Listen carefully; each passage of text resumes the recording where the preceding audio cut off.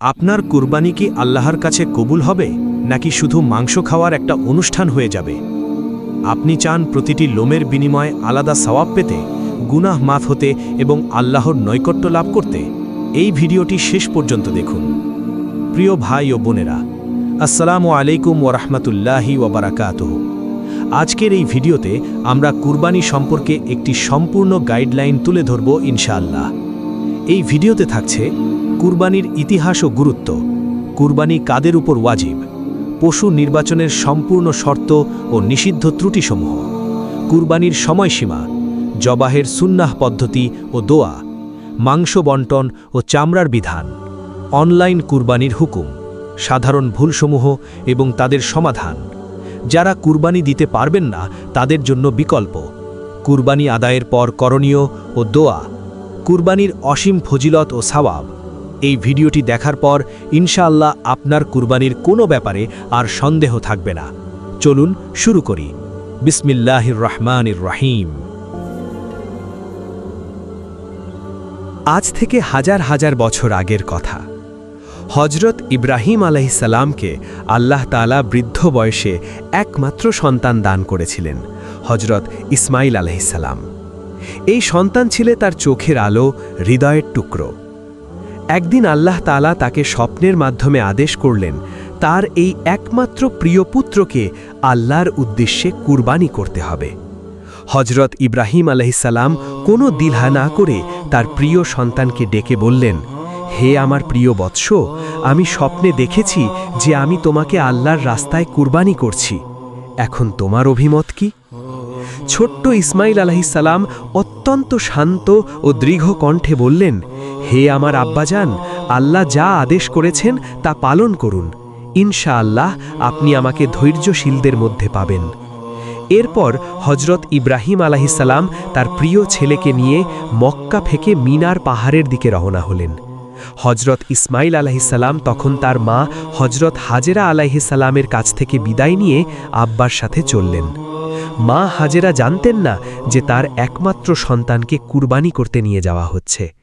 পিতাপুত্র দুজন মিলে মিনার সেই ঐতিহাসিক স্থানে পৌঁছলেন যেখানে আজও লক্ষ লক্ষ মুসল্লি কুরবানি করেন। সেখানে পৌঁছে হজরত ইব্রাহিম আলাইহিসসালাম ছুরি তুলে নিলেন, ছেলে শুয়ে পড়লেন। বাবার চোখে অশ্রু, হাত কাঁপছে, কিন্তু অন্তরে শুধু আল্লাহর আদেশ পালনের দৃঢ় সংকল্প। যখন হজরত ইব্রাহিম আলাইহিসসালাম ছুরি চালালেন, তখন আল্লাহ তাআলা তার এই অসীম ত্যাগ, ভালোবাসা ও আনুগত্য দেখে অত্যন্ত সন্তুষ্ট হলেন। তিনি জিবরাইল আলাইহিসসালামের মাধ্যমে একটি সুন্দর দুম্বা পাঠিয়ে দিলেন। ছুরি ইসমাইল আলাইহিসসালামের গলায় না পড়ে দুম্বার গলায় পড়ল। আল্লাহ তাআলা এই ঘটনাকে কুরআন মজিদে চিরকালের জন্য স্মরণীয় করে রেখেছেন। তাই আল্লাহর আদেশের সামনে কোনো প্রিয় জিনিসই বড় নয়। ত্যাগ ছাড়া আল্লাহর নৈকট্য লাভ সম্ভব নয়। পিতাপুত্রের পূর্ণ আনুগত্যের মাধ্যমে আল্লাহ খুশি হন। আমাদের অন্তরের হারাম চাহিদা, অহংকার ও দুনিয়ার মোহকেও কুরবানি করতে হবে। যারা আল্লাহর জন্য ত্যাগ করে, আল্লাহ তাদেরকে সম্মান ও মুক্তি দেন। প্রিয় ভাই ও বোনেরা, আজ যখন আমরা কুরবানি দিতে যাই, তখন শুধু পশু জবাই করলেই হয় না। আমাদের অন্তরেও প্রশ্ন জাগানো উচিত, আমি আল্লাহর জন্য কি কুরবানি করছি?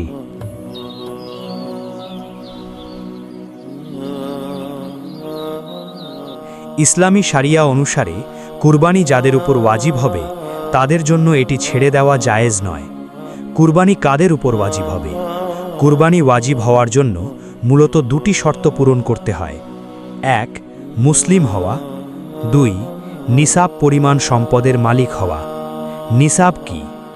বর্তমান বাজার মূল্য অনুসারে যার কাছে নগদ টাকা, সোনা রূপা, ব্যবসার মালামাল, অতিরিক্ত সম্পদ মিলিয়ে প্রায় 50 থেকে 60 হাজার টাকা বা তার বেশি মূল্যের অতিরিক্ত সম্পদ থাকবে, ব্যক্তিগত ব্যবহারের ঘর, আসবাবপত্র, গাড়ি, প্রয়োজনীয় জিনিস বাদ দিয়ে তার উপর কুরবানি ওয়াজিব। গুরুত্বপূর্ণ বিধানসমূহ: স্বামী ও স্ত্রী উভয়ের আলাদা হিসাব। যদি স্ত্রীর কাছে নিসাব পরিমাণ সম্পদ থাকে, মোহরানা, উপহার, নিজের সম্পত্তি, তাহলে তার উপরও আলাদাভাবে কুরবানি ওয়াজিব। স্বামীর কুরবানি দিলেই স্ত্রীর দায়িত্ব শেষ হয় না। ছেলে ও মেয়ের ক্ষেত্রে যদি ছেলে বা মেয়ে প্রাপ্তবয়স্ক হয় এবং নিসাব পরিমাণ সম্পদের মালিক হয় তাহলে তাদের উপরও কুরবানি ওয়াজিব। বাবা মায়ের কুরবানি দিলেই তাদের দায়িত্ব শেষ হয় না।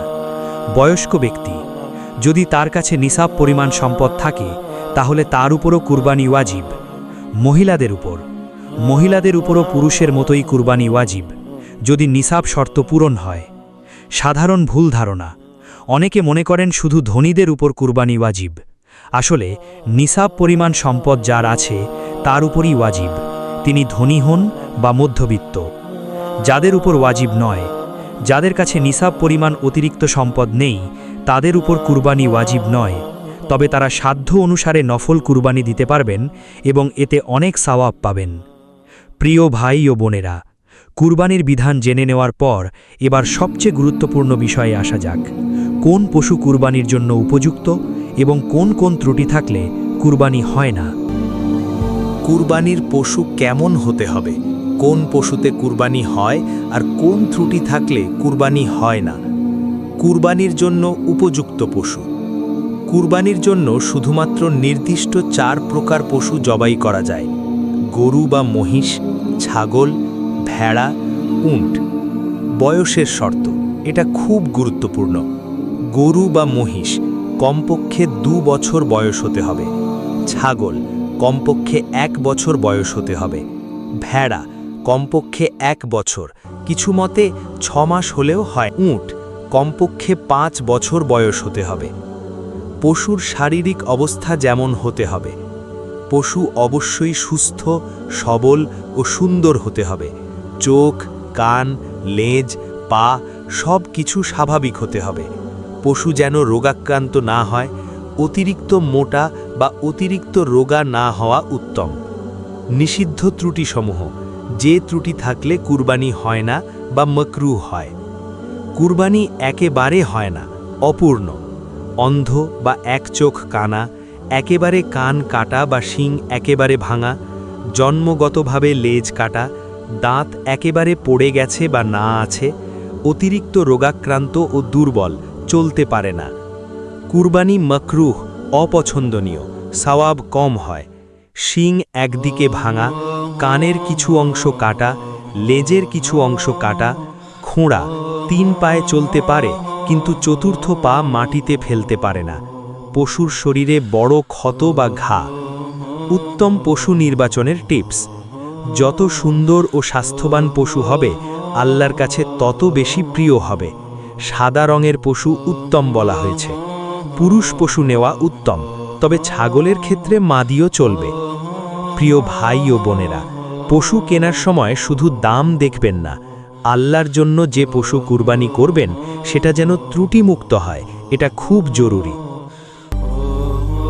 কুরবানির সময় শুরু হয় 10ই জিলহজ অর্থাৎ ঈদুল আজহার দিন, ঈদের নামাজের পর থেকে, এবং এই সময় চলবে 13ই জিলহজ সূর্যাস্ত পর্যন্ত। 3টি দিনে ভাগ করে দেখলে 10ই জিলহজ অর্থাৎ ঈদের দিন সবচেয়ে উত্তম দিন। ঈদের নামাজ শেষ হবার পর থেকে শুরু করে রাত পর্যন্ত এই দিনে কুরবানি দেওয়া সবচেয়ে বেশি সওয়াবের। 11ই জিলহজ দ্বিতীয় উত্তম দিন, 12ই জিলহজ তৃতীয় উত্তম দিন, 13ই জিলহজ শেষ দিন।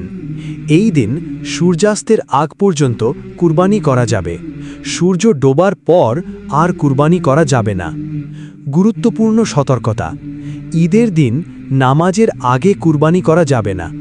যদি কেউ নামাজের আগে করে ফেলে তাহলে তা কুরবানি হিসাবে গণ্য হবে না, বরং সাধারণ নফল জবাই হিসাবে গণ্য হবে। শহরে যেখানে ঈদের নামাজ হয় সেখানে নামাজের পরই কুরবানি শুরু করা উচিত। 3 দিনের মধ্যে যত তাড়াতাড়ি সম্ভব কুরবানি দেওয়া উত্তম। যদি সময় শেষ হয়ে যায়, 13ই জিলহজ সূর্যাস্তের পর কুরবানি করলে তা আর কুরবানি হিসাবে গণ্য হবে না। তবে সেই পশু সাধারণ জবাই করে গরিবদের মাংস বিতরণ করা যাবে। প্রিয় ভাই ও বোনেরা, সময়ের প্রতি খেয়াল রাখা খুব জরুরি। আল্লাহ আমাদের সবাইকে সঠিক সময়ে সঠিকভাবে কুরবানি আদায় করার তৌফিক দান করুন। আর আমরা জেনে নেব কুরবানির জবাই কিভাবে সুন্নাহ অনুসারে করতে হয়। এবং জবাইয়ের সময় কোন দোয়া পড়তে হয়। জবাইয়ের সুন্নাহ পদ্ধতি। ১. পশুকে সম্মানের সাথে রাখা। জবাইয়ের আগে পশুকে ভালোভাবে পানি খাওয়ান, আরামে রাখুন। ক্ষুধার্ত বা তৃষ্ণার্ত অবস্থায় জবাই করবেন না। ২. জবাইয়ের স্থান। অন্য পশুদের থেকে আলাদা জায়গায় জবাই করুন, যাতে অন্য পশুরা দেখে ভয় না পায়। ৩.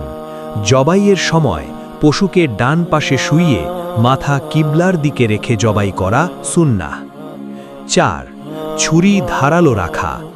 ছুরি খুব ধারালো হতে হবে, যাতে পশু কম কষ্ট পায়। ছুরি আগে থেকে পিষে নেওয়া উত্তম। ৫. জবাইয়ের সময়। জবাই করার সময় বাঁ হাত দিয়ে পশুর মাথা ধরে ডান হাত দিয়ে ছুরি চালাতে হবে। জবাইয়ের সময় পড়ার দোয়া খুব গুরুত্বপূর্ণ। বিসমিল্লাহি ওয়াল্লাহু আকবার, আল্লাহুম্মা মিনকা ওয়ালাকা, আল্লাহুম্মা তাকাব্বাল মিন্নি। অর্থ: আল্লাহর নামে শুরু করছি এবং আল্লাহ সর্বশ্রেষ্ঠ। হে আল্লাহ, এটা তোমার পক্ষ থেকে এবং তোমারই জন্য। হে আল্লাহ, এই কুরবানি আমার পক্ষ থেকে কবুল করুন। অতিরিক্ত সুন্নাহ। জবাইয়ের সময় আল্লাহু আকবার বেশি বেশি বলা উত্তম। পশুকে যেন অযথা কষ্ট না দেওয়া হয়, এটি রাসূল সাল্লাল্লাহু আলাইহি ওয়াসাল্লামের সুন্নাহ। প্রিয় ভাই ও বোনেরা, জবাই শুধু একটা কাজ নয়, এটি আল্লাহর সামনে নিজেকে সমর্পণ করার একটি মহান ইবাদত। তাই খুব যত্ন ও ভালোবাসার সাথে এই কাজটি করুন। জবাইয়ের পর সবচেয়ে গুরুত্বপূর্ণ বিষয় হল কুরবানির মাংস কিভাবে বণ্টন করবেন। এবার চলুন এই বিষয়টি জেনে নেই। প্রিয় ভাই ও বোনেরা, কুরবানির জবাই শেষ হওয়ার পর সবচেয়ে গুরুত্বপূর্ণ কাজ হল মাংস সঠিক নিয়মে বণ্টন করা। মাংস বণ্টনের সুন্নাহ নিয়ম। রাসূলুল্লাহ সাল্লাল্লাহু আলাইহি ওয়াসাল্লামের সুন্নাহ অনুসারে কুরবানির মাংস 3 ভাগে ভাগ করা মুস্তাহাব, অর্থাৎ অত্যন্ত উত্তম। 1/3 ভাগ নিজের পরিবারের জন্য খাওয়া ও সংরক্ষণ। 1/3 ভাগ আত্মীয় স্বজন, প্রতিবেশী ও বন্ধু বান্ধবকে হাদিয়া হিসাবে। 1/3 ভাগ গরিব মিসকিন ও দারিদ্রদের জন্য সাদাকা। রেফারেন্স: হযরত আয়েশা রাদিয়াল্লাহু আনহা থেকে বর্ণিত, রাসূলুল্লাহ সাল্লাল্লাহু আলাইহি ওয়াসাল্লাম বলেছেন, তোমরা কুরবানির মাংস থেকে খাও, সংরক্ষণ করো ও সদাকা করো। সহিহ মুসলিম, হাদিস নং 1971। আরেক হাদিসে আছে, আমি তোমাদেরকে 3 দিনের বেশি কুরবানির মাংস সংরক্ষণ করতে নিষেধ করেছিলাম। এখন তোমরা খাও, সংরক্ষণ করো ও সাদাকা করো। সহিহ মুসলিম। গুরুত্বপূর্ণ নিয়ম: 3 ভাগ করা উত্তম, কিন্তু বাধ্যতামূলক নয়। পুরো মাংস গরিবদের দিলেও কুরবানি সহি হয়ে যাবে। মাংস কাঁচা বা রান্না করে বিতরণ করা যায়। বর্তমানে ফ্রিজে সংরক্ষণ করা জায়েজ। চামড়া বা চামড়ার বিধান। চামড়া সম্পর্কে স্পষ্ট নিয়ম। চামড়া বিক্রি করা জায়েজ নয়। চামড়া নিজে ব্যবহার করা যায়, যেমন জায়নামাজ, বালিশ ইত্যাদি, অথবা গরিবদের দান করা যায়। চামড়া বিক্রি করে টাকা গরিবদের সদাকা করা যায়। রেফারেন্স: হযরত আলী রাদিয়াল্লাহু আনহু বলেন, রাসূলুল্লাহ সাল্লাল্লাহু আলাইহি ওয়াসাল্লাম আমাকে আদেশ করেছেন যে তার কুরবানির উটের মাংস, চামড়া এবং জিনিসপত্র সদাকা করে দিতে এবং কসাইকে এর থেকে কিছু না দিতে। সহিহ বুখারী, হাদিস নং 1717 এবং সহিহ মুসলিম। যে ব্যক্তি তার কুরবানির চামড়া বিক্রি করে তার কুরবানি হয় না, কিছু বর্ণনায়। প্রিয় ভাই ও বোনেরা, কুরবানির মাংস ও চামড়া শুধু খাওয়ার জন্য নয়, বরং এর মাধ্যমে আল্লাহর বান্দাদের সাথে ভালোবাসা ও দয়া প্রকাশ করার সুযোগ। এবার চলুন জেনে নেই কুরবানিতে সাধারণ কি ভুল হয় এবং কিভাবে এড়ানো যায়। প্রিয় ভাই ও বোনেরা, আজকাল অনেকেই প্রশ্ন করেন অনলাইনে কুরবানি দেওয়া জায়েজ আছে কিনা, বিশেষ করে যারা বিদেশে থাকেন অথবা নিজে পশু কিনে জবাই করতে পারেন না। অনলাইন কুরবানির হুকুম। অধিকাংশ সমকালীন আলেমের মতে বিশ্বস্ত প্রতিষ্ঠানের মাধ্যমে অনলাইনে কুরবানি দেওয়া জায়েজ। এটাকে শরিয়ায়ের পরিভাষায় ওকালাহা বা অন্যকে নিজের পক্ষ থেকে কুরবানি করার দায়িত্ব দেওয়া বলা হয়। তবে এর জন্য কয়েকটি গুরুত্বপূর্ণ শর্ত পূরণ করতে হবে। প্রতিষ্ঠানটি অবশ্যই বিশ্বস্ত ও দায়িত্বশীল হতে হবে। আপনার টাকা দিয়ে আসলেই পশু ক্রয় করা হয় এবং কুরবানি করা হয়। ঈদের 10, 11, 12 ও 13 তারিখের মধ্যে জবাই সম্পন্ন হয়, মাংস সঠিকভাবে বন্টন করা হয়, নিজের অংশ আপনাকে পাঠানো বা গরিবদের দেওয়া, প্রতিষ্ঠানের স্বচ্ছতা, তারা ভিডিও প্রুফ, সার্টিফিকেট বা রিপোর্ট দেয় কিনা।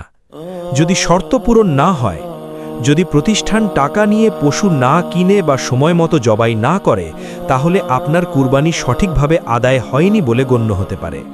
উত্তম পন্থা: সম্ভব হলে নিজে পশু কিনে জবাই করা সবচেয়ে উত্তম। তবে যাদের পক্ষে সম্ভব নয়, বিদেশে থাকা, শারীরিক অক্ষমতা, সময়ের অভাব, তাদের জন্য বিশ্বস্ত প্রতিষ্ঠানের মাধ্যমে অনলাইন কুরবানি জায়েজ এবং সোয়াবের কাজ। পরামর্শ: শুধু সস্তা দেখে প্রতিষ্ঠান নির্বাচন করবেন না।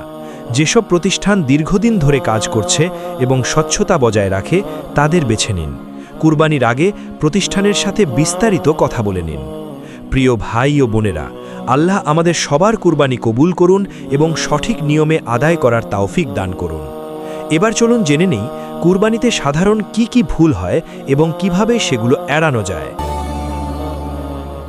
অনেক সময় অজান্তেই আমরা কুরবানিতে কিছু ভুল করে ফেলি, যার কারণে সওয়াব কমে যায় অথবা কুরবানি সঠিকভাবে আদায় হয় না। চলুন সবচেয়ে সাধারণ ভুলগুলো জেনে নেই এবং তাদের সমাধানও দেখি। সবচেয়ে সাধারণ 8টি ভুল ও সমাধান। 1. ঈদের দিন নামাজের আগে কুরবানি করা। সমাধান: ঈদের নামাজ শেষ হওয়ার পরই কুরবানি করতে হবে। নামাজের আগে করলে তা কুরবানি হিসেবে গণ্য হয় না। ভুল 2. ত্রুটিযুক্ত পশু কুরবানি করা, যেমন এক চোখ কানা, খোড়া, অসুস্থ। সমাধান: পশু কেনার সময় অবশ্যই সুস্থ, সবল ও ত্রুটিমুক্ত পশু নির্বাচন করুন। ভুল 3. শুধু মাংস খাবার নিয়ত করা। সমাধান: নিয়ত শুদ্ধ রাখুন, আল্লাহর সন্তুষ্টির জন্য কুরবানি করছি। ভুল 4. জবাইয়ের সময় দোয়া না পড়া। সমাধান: জবাইয়ের সময় অবশ্যই বলুন, বিসমিল্লাহি ওয়াল্লাহু আকবার, আল্লাহুম্মা তাকাব্বাল মিন্নি। ভুল 5. মাংস 3 ভাগ না করে পুরোটা নিজেরা খেয়ে ফেলা। সমাধান: সুন্নাহ অনুসারে 1/3 নিজের জন্য, 1/3 আত্মীয় স্বজনের জন্য, 1/3 গরিবদের জন্য বন্টন করুন। ভুল 6. কুরবানির চামড়া বিক্রি করে টাকা নিজে খরচ করা। সমাধান: চামড়া বিক্রি করলে পুরো টাকা গরিব মিসকিনকে সাদকা করে দিন। নিজে ব্যবহার করতে পারবেন, কিন্তু বিক্রির টাকা নিজের জন্য ব্যবহার করবেন না। ভুল 7. কাসাইকে কুরবানির মাংস থেকে পারিশ্রমিক দেওয়া।